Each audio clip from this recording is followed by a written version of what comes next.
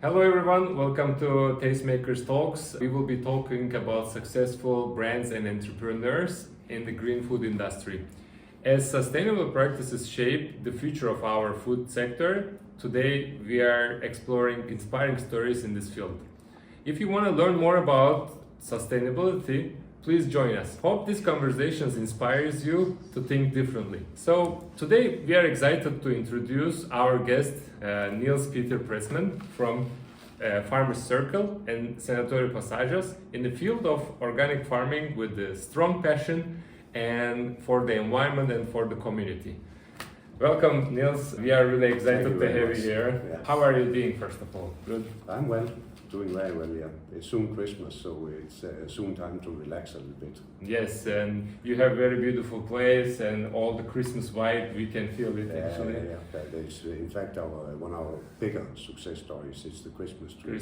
Okay. It attracts a lot of customers, a lot of attention, so Yeah, we will. a real Danish Christmas tree, in fact. Oh, it looks wonderful outside. We will also show them a little bit further with the videos from outside how it looks. Very well, yeah. It would be a great experience for everybody. So to start with, could you please introduce yourself a little bit, and could you please give us a little bit about your company activities shortly, that we would love to hear. I'm born in Denmark. As you probably already noticed, I'm not Lithuanian, but Yes. I'm born and raised in Denmark Okay. on a very small farm. In fact, my dad, he was organic farmer. He just didn't know it because we didn't need that label at that time because we didn't use chemicals and Okay. that kind of shit. And I really believed I should be a farmer, but for certain reasons, it never really happened. Instead, I became a joiner, a carpenter.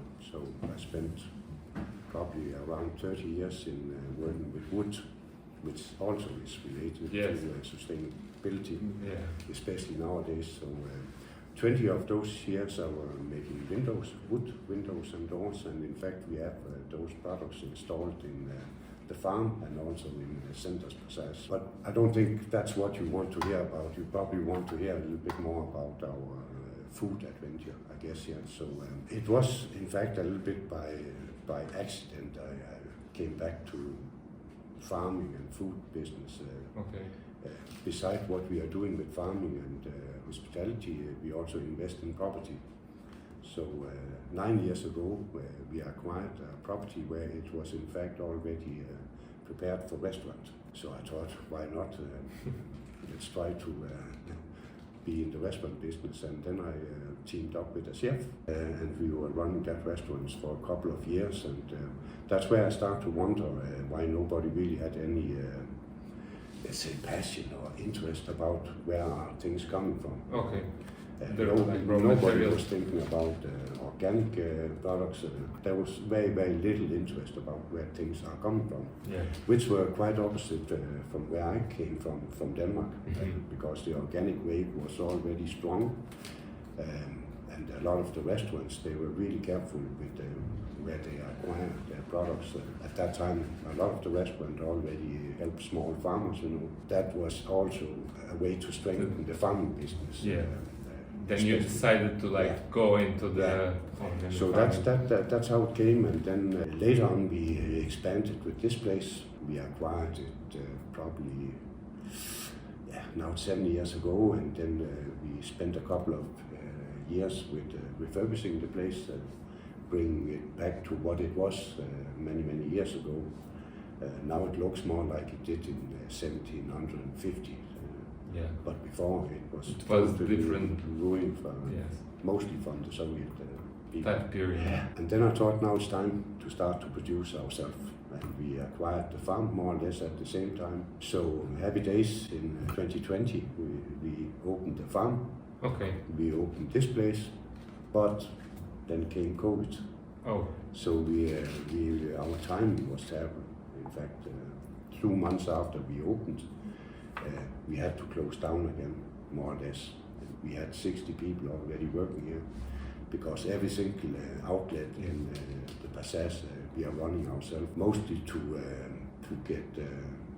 get told what we want to tell about better food.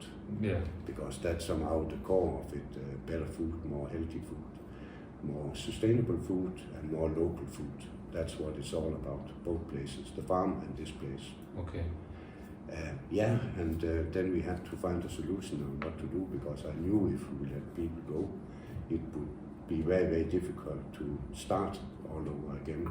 So we decided to keep all the staff, in fact, 60 people during 1.5 years, and made a sort of rotation. People at work got 100% salary, of course. People who were home got 80% salary, and everybody were happy. We survived with serving food outdoor in the yard. Yes. Nobody really had figured that out, that it's possible to because to we have wonderful place out there. It's so, like very good passage with different small boutiques exactly, that you can see. And, we had fire outdoor. We were serving a lot of glühwein in the wintertime. Okay. We were making street food. And then it was legal, but I don't understand why nobody else did it. But we were the only one who somehow kept the train going. Yeah, and more or less the same story about the farm. We also had restaurants and hospitality facilities at the farm, but of course we couldn't utilize them for. And you have the farm in the rural area, which is a little bit further than Vilnius. Could you please tell about what are the impact on the community and about the environment of your activities in the farms and about your... No, first of all, when we decided to go into farming, I thought let's do it in a certain size, because it's really difficult to make an impact with let's say 2 or 3 or 5 hectare farm. There's a limit to how much you can do. So the farm we acquired is now around 780 hectare. 630 are declared for farming. It means that 150 hectare is in fact in biodiversity. Wet areas, bush areas, streams, etc. So, and that's a wonderful thing in Lithuania, because you don't have to create these things again. Yes. Because it already exists like a natural part of the farms. It's quite opposite to what we have seen in Denmark, maybe Sweden, maybe Germany, where there's a lot of efforts now to recreate nature, but we have it already. So the scene is set for good farming, you could say. And from the start, we decided to go organic, so that's challenge number 1. Okay. It's not so easy. But then we decided to repair the soil. It's what we call regenerating the soil. So we stopped plowing also. 2 big challenges on top of each other, which make it very, very difficult to run a farm. But somehow we figured out a solution. So the basic thing we are doing on the farm is black Angus. Okay. We have 470 black Angus for the time being. We have been building our own meat process department, slaughterhouse and meat processing. So it's a full supply chain somehow, starting with the pastures, holistic grazing, moving the animals around, which is good for environment in the sense that it absorbs a lot of carbon, the grassland, and we don't plow a lot, and we only reseed every 4 to 5 years. So that part is definitely good for the environment. For the environment, It's a little bit unfair that cows nowadays are almost guilty in all the problems on the planet. Because the fact is, you can't do farming without animals. It's impossible. Yes. Somebody has to fertilize the land. And I believe that as long as you don't have more animal at the land than the land can feed, then I think you can't do much better when it comes to the you could balance and also when there's balance, generative. So that's in fact also the idea behind the name Farmer's Circle, a circular food story, where things are in balance with itself. You have very nice system, as you mentioned, that Farmer's Circle, which is you are growing this nice, beautiful organic farming, and you have also opportunity to bring it to your boutiques in Passage. Could you please tell me about Then I have to mention that we are doing a lot of vegetables also. We have 15 hectares with vegetables, and we also have 1,500 egg layers hens as part of the supply chain. It's not only raw veggies we are producing. Of course, we do that and sell them, but we are also producing a lot of different items from veggies. Okay. Ketchups, spreads, you are salad dressings. Okay. Even the syrup for our glühwein is produced on the farm from what we are growing on Very the farm. impressive to hear. Like So somehow everything connects in the circle, supply chain, yeah, the circle. or the supply chain. So and then we of course have our 3 restaurants. We are supplying also one at the farm, Red Brick, who got a green Michelin star, and then we have a red star, 1918 in this location. Okay. And we have a big gourmand, Ford and Horses also. Yeah, And then we have the wine bar, and we have our grocery shop, we have our butcher shop, we have our bakery. It's amazing concept that when you see such a small boutiques in one place that and these materials are coming from your farming, Yeah. and you're able to process these things. It's wonderful, like story for I guess for our viewers. They will be able And to I can also explain you why, Yes. because before we went into this farming, I realized that if we should have a chance to become successful one or another day, somehow we had to build a brand. So we are selling branded products, and how to promote these brands. Yeah, that's in fact what we are doing in our restaurants. We have a lot of weddings at the farm. We have a lot of visitors. It can be schools, it can be companies. So that's a way of promoting the brand. So behind everything is the idea about building a brand as a farm. I've seen in Denmark that's one of the ways some farmers get successful. to success. Yeah. So it's very like insightful information that you need to create and you need to try to build a brand around this thing. At least I believe that, there can be other ways. Oh, of course, I mean there can be a million ways, but this is one of the things that we wanted to hear, listen your stories and experiences. That's why we are so happy that you are here with us today. Starting a new business always comes with challenges. Could you please give us a little bit some challenges that you face with, and how did you overcome these challenges? When I started my first company, I was one employed myself. Okay. So, when I delegated, it was to left hand and right hand. That was the level of delegation. But I think, first of all, the most important is that you really love what you are doing. Whatever you decide to do as young guy or girl, choose something you love, because alternative is terrible. You would have to go to work every day and not enjoying what you are doing. And I don't think it's really possible to be successful without enjoying what you're doing. I think that's the basic of everything. Okay. You need to have a passion for what you're doing. And then it's also the way you build resilience to problems, because if you are happy enough about what you're doing, you also become quite resilient to whatever problems that will occur, because there will be a lot of issues, whatever you're doing. But it's much easier to deal with issues if you have the passion for what you're doing. At least it won't be painful to deal with them when you have a passion. It's an illusion that it will not be painful, because it will be painful. That's a part of it, But what I meant is you will get more resilient to pain.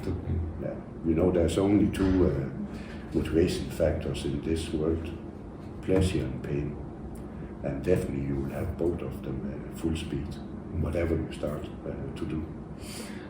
That's wonderful, very insightful, very thoughtful things to hear from you. Could you please give us a couple of your examples right now that you are focusing especially on sustainability? Yeah, and we keep on developing our product program at the farm. The latest thing we added is we do our own water now. We produce our own water. Okay. It maybe sound like nothing, but in fact it has a quite big impact, because normally when you buy water for restaurants, and probably buy 20,000 bottles a year, you throw the bottles away. Yeah. There's no way to get rid of them. You throw them away basically, and it costs you money to ask somebody to come and collect them. So we created our own circular system where we use the same bottles maybe 10, 20 times. We don't even know yet how many times we can use the same bottle. So first of all, we keep income in the farm instead of spending the money for other suppliers. But next of all, it also have quite a big impact when it comes to sustainability or environment, I believe. We are doing that kind of things when we see the volumes are growing. Then we try to take it in-house and produce it ourselves. I forgot to tell that beside the farm, Senatorių Pasažas, in fact, we are also deeply involved in vertical farming. Leaf food, which is located in Vilnius, is probably the biggest vertical farm in Europe for the time being. So it's a way to be to produce locally again, instead of importing from Africa. You know, bases are coming from Kenya. It's crazy. They're on a plane, come to Europe. What this supply chain procedure can be, and you're doing it right now yourself, like. Yeah, in leaf food, which is supplying a lot of retailers, but also exporting to Germany. And then we are also heavily involved in microbrewery in Copenhagen, where we are brewing. You could say we are upcycling. It's called upcycling. That's another good trend and very nice for the nature as well. Brewing beer on bread waste, basically. And those beers we are also selling to ourselves and other restaurants. So. I mean, really nice examples of sustainability. We are really happy to hear. Of course, what advices would you give to young entrepreneurs to start in the sustainable and green food industry? Maybe I'll repeat myself a little bit, but I think first of all, find something that's meaningful, that, not just a job, but also something meaningful. That I think that's advice number one. And of course, as I said, you know, you have to have a passion for what you're doing, and I think that's the basic things to become hopefully successful. The rest is hard work, a lot of hard work, a lot of pain, also a lot of pleasure. Yeah. Thank you again very much for being with us and joining us today. It was really nice to hear your stories and new developments of your sustainable practices, and really happy to have you in our TasteMakers Talks, and thank you again. Thank you very much for being allowed to take part. I hope it's useful for somebody.